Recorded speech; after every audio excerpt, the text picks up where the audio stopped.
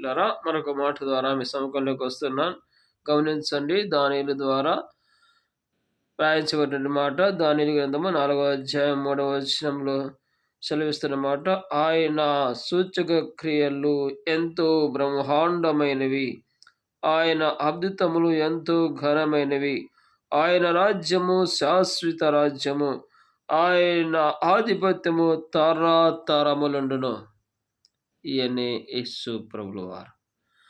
ఆయన ఆధిపత్యములోకి, ఆయన రాజ్యములోకి ప్రవేశించాలంటే ఆయన యందు విశ్వాసం ఉంచాలి. ఆయన యందు విశ్వాసం ఉంచి, ఆయన యందు నమ్మకం ఉంచి రక్షణ పొంద నిశ్చయముగా ఆయన ఆధిపత్యములో నీవు ప్రవేశించేవాడిగా ఉంటున్నావు. అట్టి భాగ్యం మీకు దయచేయనుగాక. కృపగల తండ్రి స్తోత్రం. ఈ మాటలు హృదయంలో భద్రపరచుకోమని, నీ రాజ్యంలో ప్రవేశిస్తున్నామని, ఈ బిడ్డలకు ప్రేరేపిస్తున్నామని యేసు నామమున ప్రార్థిస్తున్నాము తండ్రి. ఆమేన్.